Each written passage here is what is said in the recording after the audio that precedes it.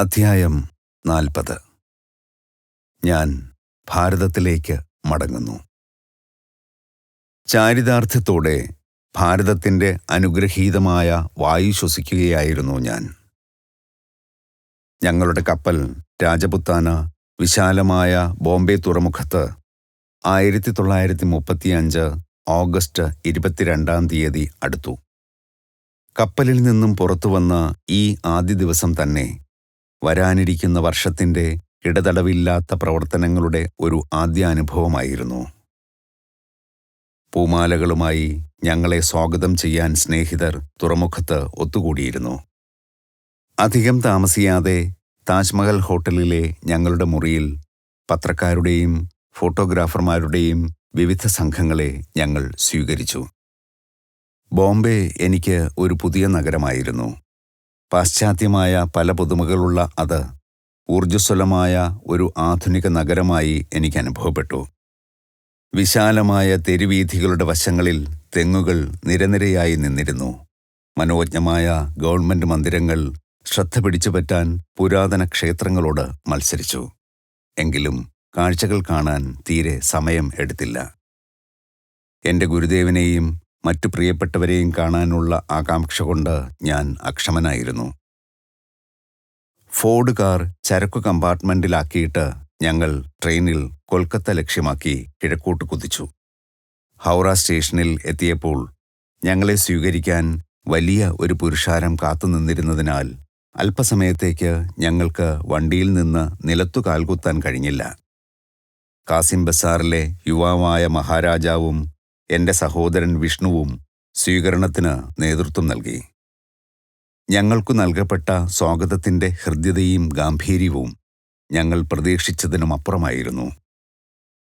വരിവരിയായി നീങ്ങിയ കാറുകളുടെയും മോട്ടോർ സൈക്കിളുകളുടെയും പിന്നാലെ മൃദംഗത്തിൻ്റെയും ശംഖുകളുടെയും ആഹ്ലാദകരമായ ശബ്ദങ്ങളുടെ മധ്യേ അടിതൊട്ട് മുടിവരെ പൂമാലകൾ അണിഞ്ഞ മിസ് ബ്ലെച്ചും മിസ്റ്റർ റൈറ്റും ഞാനും എൻ്റെ അച്ഛൻ്റെ വീട്ടിലേക്ക് സാവധാനം കാറിൽ നീങ്ങി. എൻ്റെ വൃദ്ധനായ പിതാവ് മരണത്തിൽ നിന്ന് ഉയിർത്തെഴുന്നേറ്റ ഒരാളെ എന്ന പോലെ എന്നെ ആശ്ലേഷിച്ചു. സന്തോഷത്താൽ മൂകരായി ഞങ്ങൾ പരസ്പരം ഏറെ നേരം നോക്കി നിന്നു. സഹോദരീ സഹോദരന്മാരും അമ്മാവന്മാരും അമ്മായിമാരും മച്ചുനന്മാരും ശിഷ്യന്മാരും വർഷങ്ങളായി എൻ്റെ സ്നേഹിതരായിരുന്നവരും എനിക്ക് ചുറ്റും കൂടി. ആ കൂട്ടത്തിൽ ഒരൊറ്റ കണ്ണുപോലും ഈറനണിയാതെയില്ലായിരുന്നു. ഇപ്പോൾ ഓർമ്മകളുടെ ശേഖരത്തിലേക്ക് കടന്നുപോയെങ്കിലും സ്നേഹപൂർണമായ ഈ പുനഃസമാഗമത്തിൻ്റെ രംഗം എൻ്റെ ഹൃദയത്തിൽ മറക്കാനാവാതെ മിഴിവുറ്റതായി നിലനിൽക്കുന്നു. ശ്രീയുക്തേശ്വരനുമായുള്ള എൻ്റെ കൂടിക്കാഴ്ചയുടെ കാര്യമാണെങ്കിൽ അത് വിവരിക്കാൻ എൻ്റെ വാക്കുകൾക്ക് ശക്തിയില്ല. എൻ്റെ സെക്രട്ടറിയുടെ വിവരണം കൊണ്ട് തൃപ്തിപ്പെടാം. ഏറ്റവും വലിയ പ്രതീക്ഷകളോടെ ഇന്നു ഞാൻ കൊൽക്കത്തയിൽ നിന്ന് ശ്രീരാമപുരത്തേക്ക് കാറോടിച്ച് യോഗാനന്ദജിയെ കൊണ്ടുപോയി. മിസ്റ്റർ റൈറ്റ് അദ്ദേഹത്തിൻ്റെ യാത്രാ ഡയറിയിൽ രേഖപ്പെടുത്തി. ഞങ്ങൾ വിചിത്രവും ഭംഗിയുള്ളതുമായ കടകൾ കടന്ന് മുന്നോട്ടു പോയി. അവയിലൊന്ന് യോഗാനന്ദജി കോളേജിൽ പഠിച്ചിരുന്ന കാലത്ത് ഏറ്റവും ഇഷ്ടപ്പെട്ടിരുന്ന ഒരു ഭോജനശാലയായിരുന്നു. ഒടുവിൽ വീതി കുറഞ്ഞ ഇരുവശവും മതിലുകളുള്ള ഒരു ഇടവഴിയിൽ പ്രവേശിച്ചു. പെട്ടെന്ന് ഇടത്തോട്ട് ഒരു തിരിവ്. അവിടെ ഞങ്ങളുടെ മുന്നിൽ ഗുരുനാഥൻ്റെ ഇഷ്ടികയിൽ കെട്ടിയ ലളിതമായ 2 നില ആശ്രമം കണ്ടു. അതിൻ്റെ ഗ്രില്ലിട്ട ബാൽക്കണി മേലേ നിലയിൽ വെളിയിലേക്ക് തള്ളി നിന്നിരുന്നു. പ്രശാന്തമായ ഏകാന്തതയായിരുന്നു എങ്ങും നിറഞ്ഞു നിന്ന അനുഭൂതി. ആശ്രമ മതിൽക്കെട്ടിനകത്തുള്ള മുറ്റത്തേക്ക് യോഗാനന്ദജിയുടെ പിന്നാലെ ഗൗരവം വിടാതെ എളിമയോടെ ഞാൻ നടന്നു. അതിവേഗം മിടിക്കുന്ന ഹൃദയങ്ങളോടെ ഞങ്ങൾ ഏതാനും പഴയ സിമന്റ് പടികൾ ചവിട്ടിക്കയറി. തീർച്ചയായും അസംഖ്യം സത്യാന്വേഷികൾ ഈ പടവുകൾ കടന്നുപോയിട്ടുണ്ട്. ഞങ്ങൾ നീട്ടിച്ചൂട് വയ്ക്കുന്നതിനൊപ്പം ഞങ്ങളുടെ മനസ്സിലെ പിരിമുറുക്കം കൂടുതൽ തീക്ഷ്ണമായിക്കൊണ്ടിരുന്നു. ഞങ്ങളുടെ മുന്നിൽ ഏറ്റവും മേലെയുള്ള പടിയിൽ മഹാനായ ഗുരുദേവൻ സ്വാമി ശ്രീയുക്തേശ്വരൻ ഒരു മഹർഷിയുടെ കുലീനമായ ഭാവഗാംഭീര്യത്തോടെ ശാന്തനായി പ്രത്യക്ഷപ്പെട്ടു. അദ്ദേഹത്തിൻ്റെ മഹനീയ സാന്നിധ്യത്തിൽ ഞാൻ അനുഗ്രഹീതനായി എന്ന് എനിക്ക് അനുഭവപ്പെട്ടു. യോഗാനന്ദജി ഗുരുനാഥനെ വീണു നമസ്കരിച്ച് തൻ്റെ ആത്മാവിൻ്റെ കൃതജ്ഞതയും അഭിവാദനങ്ങളും അർപ്പിച്ചപ്പോൾ എൻ്റെ ആകാംക്ഷാനിർഭരമായ കണ്ണുകൾ കണ്ണീർ കൊണ്ട് മൂടി. വിനയാന്വിതനായി അദ്ദേഹം ഗുരുദേവന്റെ പാദങ്ങൾ തൊട്ട് തൻ്റെ ശിരസിൽ വെച്ചു. എന്നിട്ട് എഴുന്നേറ്റു. ശ്രീ യുക്തേശ്വരജി അദ്ദേഹത്തെ മാറോട് ഇരുവശത്തും ചേർത്ത് ആലിംഗനം ചെയ്തു. തുടക്കത്തിൽ വാക്കുകൾ ഒന്നും തന്നെ കൈമാറിയില്ല. പക്ഷേ തീവ്രമായ അനുഭൂതി ആത്മാവിൻ്റെ മൂകമായ ശൈലിയിൽ ആവിഷ്കരിക്കപ്പെട്ടു. പുനഃസമാഗമത്തിൻ്റെ ഊഷ്മളതയിൽ അവരുടെ കണ്ണുകൾ എങ്ങനെ തിളങ്ങി! പ്രശാന്തമായ ആ മുഖത്ത് സ്നിഗ്ധമായ ഒരു തരളത അലമാലകൾ ഉയർത്തി. പൊടുന്നനെ മേഘങ്ങളെ കബളിപ്പിച്ചുകൊണ്ട് സൂര്യദേവൻ ഒരു പ്രകാശധോരണി ആ രംഗത്തിനേകി. പരമഗുരുവിൻ്റെ മുന്നിൽ മുട്ടുകുത്തി നിന്ന് ഞാൻ എനിക്ക് ബഹിർസ്ഫുരിപ്പിക്കാനാവാത്ത എൻ്റെ സ്നേഹവും നന്ദിയും അദ്ദേഹത്തിനു സമർപ്പിച്ചു. കാലത്താലും സേവനത്താലും തഴമ്പിച്ച ആ പാദങ്ങളിൽ തൊട്ട് ഞാനും അദ്ദേഹത്തിൻ്റെ അനുഗ്രഹാശിസ്സുകൾ നേടി. എന്നിട്ട് ഞാൻ എഴുന്നേറ്റു. ആത്മാവലോകനത്താൽ അഗാധവും സന്തോഷത്താൽ ദീപ്തവുമായ മനോഹരമായ അദ്ദേഹത്തിൻ്റെ നയനങ്ങളിലേക്ക് ഞാൻ ഉറ്റുനോക്കി. തെരുവിൽ നിന്ന് ആദ്യം കണ്ട ബാൽക്കണിയിലേക്ക് ഒരു വശം മുഴുവൻ തുറന്നിരിക്കുന്ന ഇരിപ്പുമുറിയിൽ ഞങ്ങൾ പ്രവേശിച്ചു.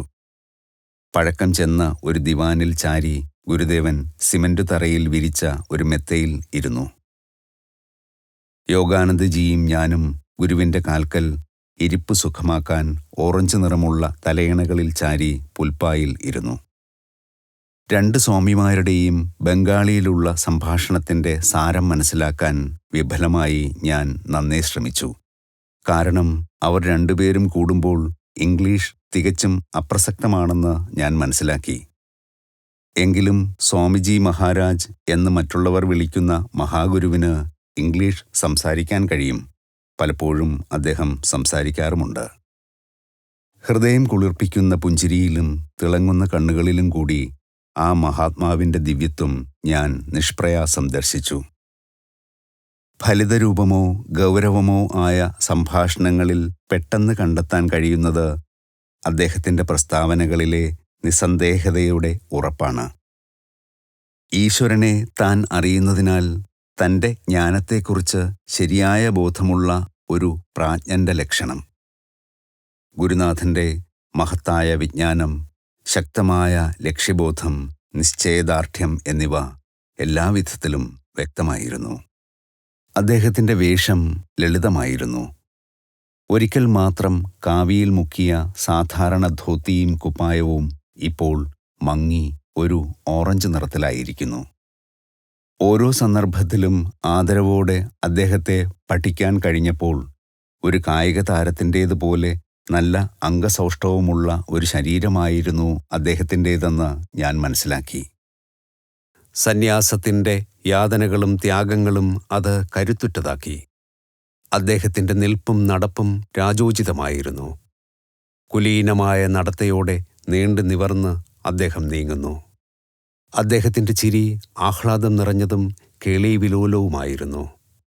തൻ്റെ വക്ഷസ്സിൻ്റെ ആഴങ്ങളിൽ നിന്ന് ഉദ്ഗമിക്കുന്ന ആ ചിരി അദ്ദേഹത്തിൻ്റെ ശരീരമാസകലം കുലുക്കുകയും ത്രസിപ്പിക്കുകയും ചെയ്തു. അദ്ദേഹത്തിൻ്റെ ഗാംഭീര്യം തുളുമ്പുന്ന മുഖം, ദൈവീകമായ ഒരു ശക്തിവിശേഷത്തിൻ്റെ അനുഭവം ശ്രേഷ്ഠമായ രീതിയിൽ പകരുന്നു. നടുക്കുവച്ച് പകുത്ത തലമുടി നെറ്റിയോടടുത്ത് വെളുത്തതും മറ്റിടങ്ങളിൽ വെള്ളിചേർന്ന സ്വർണ്ണനിറവും വെള്ളിചേർന്ന കറുപ്പും ഇടകലർന്നതാണ്. തോളുവരെ നീണ്ട ചുരുളുകളായി അവ എത്തി നിൽക്കുന്നു. താടിയും മീശയും കുറവായിരുന്നു, അഥവാ അവിടവിടെ മാത്രമായിരുന്നു. എങ്കിലും അവ അദ്ദേഹത്തിൻ്റെ മുഖലക്ഷണത്തെ പ്രൗഢമാക്കി. സ്വർഗത്തെ തേടുന്നുവോ എന്ന് തോന്നിപ്പിക്കും വിധം അദ്ദേഹത്തിൻ്റെ നെറ്റി ശരിക്കും ചരിഞ്ഞിറങ്ങിയിരുന്നു. അദ്ദേഹത്തിൻ്റെ ശക്തമായ കറുത്ത കണ്ണുകൾക്ക് സ്വർഗീയമായ ഒരു നീലവലയം പരിവേഷം ചാർത്തുന്നു. അദ്ദേഹത്തിൻ്റെ മൂക്ക് വലുതും അനാകർഷകവുമാണ്. ഒരു കുട്ടിയെപ്പോലെ തൻ്റെ കൈവിരലുകൾ കൊണ്ട് മൂക്ക് ഞൊടിക്കുകയും തിരുപ്പുകയും ചെയ്ത അലസവേളകളിൽ അദ്ദേഹം രസിക്കുമായിരുന്നു. വിശ്രമത്തിൽ അദ്ദേഹത്തിൻ്റെ വായ കാർക്കശ്യത്തിൻ്റെ രൂപം പൂണ്ടിരുന്നുവെങ്കിലും ആർദ്രതയുടെ സൂക്ഷ്മസ്പർശം അവിടെ പ്രകാശിച്ചിരുന്നു. ഒരൽപ്പം ഇടിഞ്ഞു പൊളിഞ്ഞ ഈ മുറി അതിൻ്റെ ഉടമസ്ഥൻ്റെ ഭൗതിക സുഖത്തോടുള്ള വിരക്തിയെ സൂചിപ്പിക്കുന്നുവെന്ന് അവിടവിടെ കണ്ണോടിച്ചപ്പോൾ ഞാൻ മനസ്സിലാക്കി. ആ നീണ്ട മുറിയുടെ കാലപ്പഴക്കത്തിൻ്റെ കറവീണ വെള്ളച്ചുമരിൽ നിറം മങ്ങിയ നീലക്കുമ്മായക്കെട്ട് ഇടയ്ക്കിടെ കാണാം. മുറിയുടെ ഒരറ്റത്ത് ലാഹിരി മഹാശയൻ്റെ ആ ഒരേ ഒരു അപൂർവ ചിത്രം ഭക്തിപൂർവം മാല ചാർത്തി തൂക്കിയിരിക്കുന്നു. ബോസ്റ്റണിൽ മതസമ്മേളനത്തിന് ആദ്യം എത്തിയ അവസരത്തിൽ മറ്റു പ്രതിനിധികളോടൊപ്പം യോഗാനന്ദജി നിൽക്കുന്ന ആ പഴയ ചിത്രവും അവിടെയുണ്ട്. പുതുമയുടെയും പഴമയുടെയും കൗതുകകരമായ ഒരു ഒത്തുചേരൽ ഞാൻ ശ്രദ്ധിച്ചു. ഒരു വലിയ സ്ഫടിക ശരറാന്തൽ ദീർഘകാലം ഉപയോഗിക്കാതെ കിടന്ന് ചിലന്തി വല പിടിച്ചിരിക്കുന്നു. ചുവരിലാകട്ടെ വർണ്ണപ്പകിട്ടാർന്ന ഏറ്റവും പുതിയ കലണ്ടറും. മുറിയിൽ ശാന്തിയുടെയും സന്തുഷ്ടിയുടെയും പരിമളം ഉതിരുന്നു. ബാൽക്കണിക്ക് അപ്പുറം തെങ്ങുകൾ ആശ്രമത്തിന് നിശബ്ദ സംരക്ഷണം നൽകി തലയുയർത്തി നിൽക്കുന്നു. ഗുരുനാഥൻ ഒന്ന് കൈകൊട്ടുകയേ വേണ്ടൂ. ഉടനടി ഏതെങ്കിലും ഒരു കൊച്ചു ശിഷ്യൻ എത്തുന്നു. കറുത്ത തലമുടി തോളിൽ വീണുകിടക്കുന്ന, കറുത്ത തിളങ്ങുന്ന കണ്ണുകളും സ്വർഗീയമായ പുഞ്ചിരിയുമുള്ള പ്രഫുല്ലൻ എന്ന മെലിഞ്ഞ പയ്യനാണ് അവരിൽ ഒരാൾ. പുഞ്ചിരിയിൽ അവൻ്റെ മേൽചുണ്ടുകളുടെ അഗ്രങ്ങൾ ഉയരുമ്പോൾ അവൻ്റെ കണ്ണുകൾ തിളങ്ങുന്നു. സന്ധ്യാസമയത്ത് കാണപ്പെടുന്ന ചന്ദ്രക്കലയും നക്ഷത്രങ്ങളും പോലെ. തൻ്റെ ആത്മീയ സന്താനത്തിൻ്റെ പുനരാഗമനത്തിൽ സ്വാമി ശ്രീ യുക്തേശ്വരൻ്റെ സന്തുഷ്ടി സ്പഷ്ടമായും ഉത്കടമാണ്. ആ സന്താനത്തിൻ്റെ സന്താനമായ എന്നെപ്പറ്റിയും അറിയാൻ അദ്ദേഹത്തിന് ഏറെ താൽപ്പര്യമുള്ളതായി തോന്നുന്നു. എന്നിരുന്നാലും ആ മഹാത്മാവിൻ്റെ സ്വഭാവത്തിലെ ജ്ഞാനഭാവത്തിൻ്റെ മുൻതൂക്കം വികാരത്തിൻ്റെ ബാഹ്യപ്രകടനത്തെ തടയുന്നു. ഒരു ശിഷ്യൻ തൻ്റെ ഗുരുവിൻ്റെ അടുത്ത് മടങ്ങിയെത്തുമ്പോൾ ആചാരമനുസരിച്ചു ചെയ്യേണ്ട രീതിയിൽ യോഗാനന്ദജി അദ്ദേഹത്തിന് ഏതാനും സമ്മാനങ്ങൾ കാഴ്ചവെച്ചു. പിന്നീട് ലളിതമെങ്കിലും പച്ചക്കറികളും അരിയും നന്നായി പാകം ചെയ്ത ഭക്ഷണം കഴിക്കാൻ ഞങ്ങൾ ഇരുന്നു. പല ഭാരതീയ രീതികളും ഞാൻ ആചരിക്കുന്നതിൽ ശ്രീ യുക്തേശ്വരൻ സന്തോഷിച്ചു. ഉദാഹരണത്തിന് കൈകൊണ്ട് ആഹാരം കഴിക്കുക. അനേകം മണിക്കൂറുകൾ നീണ്ട ബംഗാളി സംഭാഷണത്തിനും ഊഷ്മളമായ മന്ദഹാസങ്ങൾക്കും സന്തുഷ്ടമായ പരസ്പര അവലോകനങ്ങൾക്കും ശേഷം അദ്ദേഹത്തിൻ്റെ പാദത്തിൽ പ്രണാമങ്ങൾ അർപ്പിച്ചിട്ട് വിശുദ്ധമായ ഒരു കൂടിക്കാഴ്ചയുടെ സുചിരസ്മരണകളോടെ ഞങ്ങൾ കൊൽക്കത്തയ്ക്ക് തിരിച്ചു. പരമഗുരുവിനെ പറ്റിയുള്ള ബാഹ്യമായ ധാരണകളാണ് ഞാൻ ഇവിടെ കുറിച്ചിരിക്കുന്നതെങ്കിലും അദ്ദേഹത്തിൻ്റെ ആത്മീയ മഹത്വത്തെപ്പറ്റി എനിക്ക് എപ്പോഴും നല്ല ബോധ്യമുണ്ടായിരുന്നു. അദ്ദേഹത്തിൻ്റെ പ്രഭാവാതിരേകം എനിക്ക് അനുഭവപ്പെട്ടു. ആ അനുഭൂതി എൻ്റെ ദൈവിക അനുഗ്രഹമായി ഞാൻ എന്നെന്നും വച്ചു പുലർത്തും. അമേരിക്ക, യൂറോപ്പ്, പാലസ്തീൻ എന്നിവിടങ്ങളിൽ നിന്ന് ശ്രീ യുക്തേശ്വരന് ഞാൻ അനേകം സമ്മാനങ്ങൾ കൊണ്ടുവന്നിരുന്നു. പുഞ്ചിരിയോടെ അവ അദ്ദേഹം സ്വീകരിച്ചുവെങ്കിലും അഭിപ്രായമൊന്നും പറഞ്ഞില്ല. വടിയായും ഉപയോഗിക്കാവുന്ന ഒരു കുട എൻ്റെ സ്വന്തം ഉപയോഗത്തിനായി ഞാൻ ജർമ്മനിയിൽ നിന്ന് വാങ്ങിയിരുന്നു. അത് ഗുരുദേവന് കൊടുക്കാൻ ഭാരതത്തിൽ വെച്ച് ഞാൻ തീരുമാനിച്ചു. ഈ സമ്മാനം ഞാൻ യഥാർത്ഥത്തിൽ വിലമതിക്കുന്നു. പതിവില്ലാത്ത ഈ അഭിപ്രായം പ്രകടിപ്പിച്ചപ്പോൾ അദ്ദേഹത്തിൻ്റെ കണ്ണുകൾ വാത്സല്യാർദ്രമായ ധാരണയോടെ എൻ്റെ നേർക്ക് തിരിഞ്ഞു. എല്ലാ സമ്മാനങ്ങളിലും വെച്ച് ഈ വടിക്കുടയാണ് സന്ദർശകരെ കാട്ടാൻ അദ്ദേഹം തിരഞ്ഞെടുത്തത്. ഗുരുദേവ, ഈ ഇരിപ്പുമുറിക്ക് ഒരു പുതിയ പരവതാനി വാങ്ങിയിടാൻ എന്നെ ദയവായി അനുവദിക്കൂ. ശ്രീ യുക്തേശ്വരൻ്റെ കടുവാത്തോൽ ഒരു കീറിയ കമ്പളത്തിൻ്റെ മേലാണ് വിരിച്ചിരുന്നതെന്ന് ഞാൻ ശ്രദ്ധിച്ചു. നിനക്ക് അതാണ് സന്തോഷമെങ്കിൽ അങ്ങനെ ചെയ്യൂ. എൻ്റെ ഗുരുവിൻ്റെ സ്വരം ഉത്സാഹഭരിതമായിരുന്നില്ല. നോക്കൂ, എൻ്റെ കടുവാത്തോൽ സുഖകരവും വെടിപ്പുള്ളതുമാണ്. എൻ്റെ ചെറിയ സാമ്രാജ്യത്തിൽ ഞാൻ സമ്രാട്ടാണ്. അതിനപ്പുറത്താണ് പുറംമോടിയിൽ മാത്രം താൽപ്പര്യമുള്ള വിശാല ലോകം. അദ്ദേഹം ഈ വാക്കുകൾ പറഞ്ഞപ്പോൾ വർഷങ്ങൾ പിന്നിലേക്ക് പോകുന്നതായി എനിക്ക് തോന്നി. ഗുണദൂഷിക്കലിൻ്റെ അഗ്നിയിൽ നിത്യേന ശുദ്ധീകരിക്കപ്പെടുന്ന ഒരു യുവശിഷ്യനാകുകയാണ് ഒരിക്കൽ കൂടി ഞാൻ. ശ്രീരാമപുരത്തു നിന്നും കൊൽക്കത്തയിൽ നിന്നും ഒരു വേർപാട് ഒരുവിധം താങ്ങാൻ കഴിഞ്ഞപ്പോൾ ഞാൻ മിസ്റ്റർ റൈറ്റും ഒന്നിച്ച് റാഞ്ചിയിലേക്ക് പുറപ്പെട്ടു. എന്തൊരു സ്വീകരണമായിരുന്നു അവിടെ! ഹൃദയസ്പൃക്കായ അഭിവന്ദനം. 15 കൊല്ലത്തെ എൻ്റെ അഭാവത്തിൽ വിദ്യാലയത്തിൻ്റെ കൊടിക്കൂറ പറത്തിയ നിസ്വാർത്ഥരായ അധ്യാപകരെ ആശ്ലേഷിച്ചപ്പോൾ എൻ്റെ കണ്ണുകൾ നിറഞ്ഞു. അവിടെ തന്നെ താമസിച്ചു പഠിക്കുന്നവരും ദിവസവും വന്നുപോകുന്നവരുമായ വിദ്യാർത്ഥികളുടെ തെളിഞ്ഞ മുഖങ്ങളും സന്തുഷ്ടമായ പുഞ്ചിരിയും അവരുടെ ശ്രദ്ധാപൂർവമായ പഠിത്തത്തിലും യോഗ പരിശീലനത്തിലുമുള്ള മേന്മയ്ക്ക് മതിയായ തെളിവായിരുന്നു. എങ്കിലും കഷ്ടം, റാഞ്ചി സ്ഥാപനം കടുത്ത സാമ്പത്തിക പ്രതിസന്ധിയിലായിരുന്നു. തൻ്റെ കാസിം ബസാർ കൊട്ടാരം ഈ വിദ്യാലയത്തിൻ്റെ പ്രധാന കെട്ടിടമായി മാറ്റാൻ നൽകുകയും പിന്നീട് പലപ്പോഴും കയ്യയച്ചു സംഭാവനകൾ നൽകുകയും ചെയ്തിട്ടുള്ള മുൻ മഹാരാജ സർ മണീന്ദ്രചന്ദ്ര നന്ദി ഇന്ന് ജീവിച്ചിരിപ്പില്ല. പൊതുജന പിന്തുണയുടെ കുറവുകൊണ്ട് വിദ്യാലയത്തിലെ അനേകം സൗജന്യ പൊതുസേവന പ്രവർത്തനങ്ങൾ തകരാറിലായി. അമേരിക്കയുടെ പ്രായോഗിക ബുദ്ധിയും തടസ്സങ്ങൾക്ക് നേരെ കുലുക്കമില്ലാത്ത മനോഭാവവും ഒരൽപ്പം പഠിക്കാതെയായിരുന്നില്ല ഞാൻ അവിടെ വർഷങ്ങൾ ചെലവിട്ടത്. ഗൗരവമായ പ്രശ്നങ്ങളുമായി മല്ലിട്ടുകൊണ്ട് ഒരാഴ്ച ഞാൻ റാഞ്ചിയിൽ തങ്ങി. പിന്നീട് പ്രമുഖ നേതാക്കന്മാരും വിദ്യാഭ്യാസ വിചക്ഷണന്മാരുമായി കൊൽക്കത്തയിൽ വച്ചുള്ള കൂടിക്കാഴ്ചകൾ. കാസിം ബസാറിലെ യുവാവായ മഹാരാജാവുമായി സുദീർഘമായ ഒരു സംഭാഷണം. എൻ്റെ അച്ഛനോട് ഒരു സാമ്പത്തിക സഹായ അഭ്യർത്ഥന. ഇത്രയുമായപ്പോൾ റാഞ്ചി വിദ്യാലയത്തിൻ്റെ ഇളകിയ അടിത്തറകൾ ഉറയ്ക്കാൻ തുടങ്ങി. എൻ്റെ അമേരിക്കൻ വിദ്യാർത്ഥികളിൽ നിന്നും ധാരാളം സംഭാവനകൾ തക്ക സമയത്തു ലഭിച്ചു. ഭാരതത്തിലെത്തി ഏതാനും മാസങ്ങൾക്കകം റാഞ്ചി വിദ്യാലയം നിയമാനുസൃതം രജിസ്റ്റർ ചെയ്യപ്പെട്ടു കണ്ടതിൽ ഞാൻ സന്തോഷിച്ചു. സ്ഥിരമായ പ്രവർത്തനത്തിന് നിധി ഏർപ്പെടുത്തിയ ഒരു യോഗവിദ്യാകേന്ദ്രം സ്ഥാപിക്കുകയെന്ന എൻ്റെ ഒരു ജീവിതകാലത്തെ സ്വപ്നം സാക്ഷാത്കരിക്കപ്പെട്ടു. ആ അഭിലാഷമാണ് 7 കുട്ടികളുടെ ഒരു ചെറു സംഘത്തോടുകൂടിയ എളിയ തുടക്കത്തിന് 1917 എനിക്ക് മാർഗദർശകമായത്.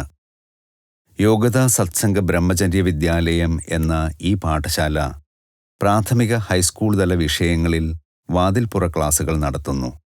അവിടെ തന്നെ താമസിച്ചു പഠിക്കുന്നവർക്കും വന്നുപോകുന്ന കുട്ടികൾക്കും ഏതെങ്കിലും തൊഴിലധിഷ്ഠിത പരിശീലനവും ലഭിക്കുന്നുണ്ട്. സ്വയം ഭരണാധികാരമുള്ള കമ്മിറ്റികൾ മുഖേന കുട്ടികൾ തന്നെ അവരുടെ പല പ്രവർത്തനങ്ങളും ചിട്ടപ്പെടുത്തുന്നു. അധ്യാപകരെ തോൽപ്പിക്കുന്ന തരം കുസൃതി കാട്ടി വികൃതിയായി രസിക്കുന്ന കുട്ടികൾ തങ്ങളുടെ സഹപാഠികൾ ഏർപ്പെടുത്തുന്ന അച്ചടക്ക നിയമങ്ങൾ സസന്തോഷം അനുസരിക്കുന്നതായി ഒരു വിദ്യാഭ്യാസ പ്രവർത്തകനെന്ന നിലയിൽ തുടക്കത്തിൽ തന്നെ ഞാൻ മനസ്സിലാക്കി. ഒരിക്കലും ഒരു മാതൃകാ വിദ്യാർത്ഥിയല്ലായിരുന്ന എനിക്ക് കുട്ടികളുടെ കുസൃതിത്വങ്ങളോടും പ്രശ്നങ്ങളോടും കലവറയില്ലാത്ത സഹാനുഭൂതി ഉണ്ടായിരുന്നു. കായിക വിനോദങ്ങളും കളികളും പ്രോത്സാഹിപ്പിക്കപ്പെടുന്നു. ചുറ്റുപാടുമുള്ള വെളിസ്ഥലങ്ങൾ ഹോക്കിയുടെയും ഫുട്ബോൾ കളിയുടെയും ബഹളം കൊണ്ട് മാറ്റൊലികൊള്ളുന്നു. മത്സരങ്ങളിൽ റാഞ്ചി കുട്ടികൾ പലപ്പോഴും കപ്പുകൾ നേടുന്നു. ഇച്ഛാശക്തിയാൽ പേശികൾ ഊർജം കൊണ്ട് പുനർപൂരണം ചെയ്യുന്ന യോഗാരീതി അവരെ പഠിപ്പിക്കുന്നു. പ്രാണനെ ശരീരത്തിൻ്റെ ഏതു ഭാഗത്തേക്കും മാനസികമായി നിയോഗിക്കുകയാണ് ഈ മാർഗം. അവർ യോഗാസനങ്ങളും വാൾപ്പയറ്റും കോൽപ്പയറ്റും പഠിക്കുന്നു. പ്രഥമ ശുശ്രൂഷയിൽ പരിശീലനം സിദ്ധിച്ചിട്ടുള്ള റാഞ്ചി കുട്ടികൾ വെള്ളപ്പൊക്കത്തിൻ്റെയോ ക്ഷാമത്തിൻ്റെയോ കഷ്ടകാലങ്ങളിൽ തങ്ങളുടെ പ്രദേശങ്ങളിൽ ശ്ലാഘനീയമായ സേവനം അനുഷ്ഠിച്ചിട്ടുണ്ട്. അവർ തോട്ടങ്ങളിൽ ജോലി ചെയ്യുകയും അവർക്കാവശ്യമുള്ള പച്ചക്കറികൾ വിളയിക്കുകയും ചെയ്യുന്നു. ഈ പ്രദേശത്തെ കോൾ, സാന്താൾ, മുണ്ട എന്നീ ആദിവാസി വർഗങ്ങൾക്ക് ഹിന്ദിയിൽ പ്രൈമറി സ്കൂൾ വിഷയങ്ങളിൽ അധ്യയനം നൽകുന്നുണ്ട്. പെൺകുട്ടികൾക്ക് മാത്രമായ ക്ലാസുകൾ അടുത്തുള്ള ഗ്രാമങ്ങളിൽ വെച്ച് നടത്തുന്നു. റാഞ്ചി വിദ്യാലയത്തിൻ്റെ അന്യാദൃശമായ പ്രത്യേകത ഇവിടെ ക്രിയായോഗ ദീക്ഷ നൽകുന്നുവെന്നതാണ്. കുട്ടികൾ നിത്യവും തങ്ങളുടെ ആധ്യാത്മിക സാധന ശീലിക്കുകയും ഗീതാപാരായണത്തിൽ വ്യാപൃതരാവുകയും ചെയ്യുന്നു. സരളത, ആത്മപരിത്യാഗം, സ്വാഭിമാനം, സത്യം എന്നീ സദ്ഗുണങ്ങളുടെ മഹത്വം സാരോപദേശങ്ങളും മാതൃകകളും കൊണ്ട് അവരെ പഠിപ്പിക്കുന്നു. യാതൊന്നാണോ സന്താപം ജനിപ്പിക്കുന്നത് അതാണ് തിന്മയെന്ന് അവർക്ക് ചൂണ്ടിക്കാട്ടിക്കൊടുക്കുന്നു. യഥാർത്ഥ സന്തോഷമായി പരിണമിക്കുന്ന പ്രവൃത്തികളാണ് നന്മ. തിന്മയെ വിഷമയമായ തേനിനോട് ഉപമിക്കാം. അത് പ്രലോഭിപ്പിക്കുന്നു, പക്ഷേ മാരകമാണ് താനും. ശരീരത്തിൻ്റെയും മനസ്സിൻ്റെയും അസ്വസ്ഥതയെ അതിജീവിക്കാനുള്ള ഏകാഗ്രതാ പരിശീലന മാർഗങ്ങൾ അത്ഭുതകരമായ ഫലങ്ങൾ ഉളവാക്കിയിട്ടുണ്ട്. 9-10 വയസ്സ് പ്രായമുള്ള ബാലൻ്റെ ആകർഷകമായ രൂപം ഇമവെട്ടാതെ ദൃഷ്ടി ആത്മീയ നേത്രത്തിൽ കേന്ദ്രീകരിച്ച് 1 അതിലധികമോ മണിക്കൂർ നേരം സമതുലിതമാക്കിയ ശരീരത്തോടെ തുടർച്ചയായി ഇരിക്കുന്ന കാഴ്ച റാഞ്ചിയിൽ പുതുമയല്ല. ഫലവൃക്ഷത്തോട്ടത്തിൽ ധന്യനായ ഗുരുദേവൻ ലാഹിരി മഹാശയന്റെ പ്രതിമയുള്ള ഒരു ശിവക്ഷേത്രമുണ്ട്. നിത്യേനയുള്ള പ്രാർത്ഥനകളും വേദാധ്യായനവും മാവിൻ തണലിൽ നടത്തുന്നു. റാഞ്ചി എസ്റ്റേറ്റിലെ യോഗദ സത്സംഗ സേവാശ്രമം ഭാരതത്തിലെ ആയിരക്കണക്കിന് പാവങ്ങൾക്ക് സൗജന്യമായി ശസ്ത്രക്രിയ ചെയ്തു കൊടുക്കുകയും ഔഷധങ്ങൾ നൽകുകയും ചെയ്യുന്നു. റാഞ്ചി സമുദ്രനിരപ്പിൽ നിന്ന് 2000 അടി ഉയരത്തിൽ സ്ഥിതി ചെയ്യുന്നു. കാലാവസ്ഥ സൗമ്യവും സമശീതോഷ്ണവുമാണ്. ഒരു വലിയ കുളത്തിൻ്റെ അരികിലായി സ്ഥിതി ചെയ്യുന്ന 20 ഏക്കർ വിസ്തീർണമുള്ള ഈ വളപ്പിൽ ഭാരതത്തിലെ ഏറ്റവും നല്ല സ്വകാര്യ ഫലവൃക്ഷത്തോട്ടങ്ങളിലൊന്നാണുള്ളത്. മാവ്, ഈന്തപ്പന, പേര, ലിച്ചി, പ്ലാവ് മുതലായ 500 ഫലവൃക്ഷങ്ങൾ ഇവിടെയുണ്ട്. റാഞ്ചിയിലെ ഗ്രന്ഥാലയത്തിൽ ഇംഗ്ലീഷ്, ബംഗാളി ഭാഷകളിൽ പാശ്ചാത്യ പൗരസ്ത്യ ദേശങ്ങളിൽ നിന്ന് സംഭാവനയായി ലഭിച്ച അസംഖ്യം മാസികകളും 1000 ഗ്രന്ഥങ്ങളുമുണ്ട്. ലോകമത ഗ്രന്ഥങ്ങളുടെ ഒരു ശേഖരവും ഇവിടെ കാണാം. ഭംഗിയായി ഇനം തിരിച്ചു സജ്ജീകരിച്ചിട്ടുള്ള ഒരു കാഴ്ച ബംഗ്ലാവ് അമൂല്യരത്നങ്ങളും പുരാവസ്തു സംബന്ധവും ഭൂതത്വ നരവംശാസ്ത്രപരങ്ങളുമായ കൗതുക വസ്തുക്കളും പ്രദർശിപ്പിക്കുന്നു. ഇവയിൽ അധികവും ജഗദീശ്വരന്റെ വൈവിധ്യമാർന്ന ഭൂപ്രദേശങ്ങളിലെ എൻ്റെ സഞ്ചാരത്തിൻ്റെ സ്മരണികകളാണ്. റാഞ്ചിയുടെ ഗുരുകുല സമ്പ്രദായം യോഗാഭ്യാസനത്തിൻ്റെ പ്രത്യേകതകളുള്ള ശാഖാവിദ്യാലയങ്ങൾ തുറന്നു കഴിഞ്ഞിരിക്കുന്നു. അവ ഇപ്പോൾ നല്ല നിലയിൽ പ്രവർത്തിക്കുന്നു. പശ്ചിമ ബംഗാളിലെ പുരൂലിയ ജില്ലയിലെ ലക്ഷ്മണപുരത്ത് ആൺകുട്ടികൾക്കായുള്ള യോഗദ സത്സംഗ വിദ്യാപീഠവും മിഡ്നാപുരം ജില്ലയിൽ ഇസ്മാലി ചൗക്കിലെ യോഗദ ഹൈസ്കൂളും ആശ്രമവുമാണ് ഇവ. ദക്ഷിണേശ്വരത്ത് ഗംഗാനദിക്ക് അഭിമുഖമായി തലയുയർത്തി നിൽക്കുന്ന യോഗദ മഠം 1939 സമർപ്പണം ചെയ്യപ്പെട്ടു. കൊൽക്കത്തയ്ക്ക് ഏതാനും മൈൽ മാത്രം വടക്കുള്ള ഈ ആശ്രമം നഗരവാസികൾക്ക് ഒരു പ്രശാന്തി നിലയമാണ്. യോഗദ സത്സംഗ സൊസൈറ്റിയുടെയും അതിന് ഭാരതത്തിൻ്റെ വിവിധ ഭാഗങ്ങളിലുള്ള വിദ്യാലയങ്ങളുടെയും കേന്ദ്രങ്ങളുടെയും ആശ്രമങ്ങളുടെയും തലസ്ഥാനം ദക്ഷിണേശ്വരം മഠമാണ്. യോഗദ സത്സംഗ സൊസൈറ്റി ഓഫ് ഇന്ത്യയെ അന്താരാഷ്ട്ര തലസ്ഥാനമായ അമേരിക്കയിൽ കാലിഫോർണിയയിലെ ലോസ് ആഞ്ചലസിലുള്ള സെൽഫ് റിയലൈസേഷൻ ഫെലോഷിപ്പുമായി നിയമാനുസൃതമായി ബന്ധപ്പെടുത്തിയിരിക്കുന്നു. യോഗദ സത്സംഗ പ്രവർത്തനങ്ങളിൽ ഭാരതത്തിൻ്റെ എല്ലാ ഭാഗങ്ങളിലുമുള്ള വിദ്യാർത്ഥികൾക്ക് മാസം തോറും പാഠങ്ങൾ അയച്ചു കൊടുക്കുന്നതും ഉൾപ്പെടുന്നു. യോഗദ സത്സംഗ സൊസൈറ്റിയുടെ ഊർജവത്കരണം, ഏകാഗ്രതാ പരിശീലനം, ധ്യാനം എന്നിവയിൽ വിശദമായ നിർദ്ദേശങ്ങൾ ഈ പാഠങ്ങൾ നൽകുന്നു. യോഗ്യത നേടിയ വിദ്യാർത്ഥികൾക്ക് പിന്നീടുള്ള പാഠങ്ങളിൽ കൊടുത്തിട്ടുള്ള ഉയർന്ന ക്രിയായോഗ സാധനയ്ക്ക് ഒഴിച്ചുകൂടാനാവാത്ത അടിസ്ഥാനമാണ് ഇവയുടെ കൃത്യമായ പരിശീലനം. യോഗദയുടെ വിദ്യാഭ്യാസ, മത, ആതുര സേവനപരമായ പ്രവർത്തനങ്ങൾക്ക് ധാരാളം അധ്യാപകരുടെയും പ്രവർത്തകരുടെയും ആത്മാർത്ഥമായ അർപ്പണ മനോഭാവത്തോടുകൂടിയ സേവനം കൂടിയേ തീരൂ. അവരുടെ പേരിൻ്റെ ഒരു പട്ടിക ഞാൻ ഇവിടെ നിരത്തുന്നില്ല, കാരണം അവർ അസംഖ്യമാണ്. പക്ഷേ എൻ്റെ ഹൃദയത്തിൽ അവർ ഓരോരുത്തർക്കും ഉജ്ജ്വലമായ ഓരോ സ്ഥാനമുണ്ട്. മിസ്റ്റർ റൈറ്റ് റാഞ്ചിയിലെ അനേകം കുട്ടികളുമായി സൗഹൃദം സ്ഥാപിച്ചു. ലളിതമായ ഒരു ധോതി ധരിച്ച് അദ്ദേഹം അല്പകാലം അവരുടെ കൂടെ താമസിച്ചു. ബോംബെ, റാഞ്ചി, കൊൽക്കത്ത, ശ്രീരാമപുരം എന്നുവേണ്ട എവിടെയൊക്കെ പോയോ അവിടെയെല്ലാം വെച്ച് മിഴിവുറ്റ വർണ്ണനാപാടവത്തിൻ്റെ സിദ്ധിയുള്ള എൻ്റെ സെക്രട്ടറി യാത്രാക്കുറിപ്പിൽ തൻ്റെ സാഹസികാനുഭവങ്ങളെക്കുറിച്ച് എഴുതുമായിരുന്നു.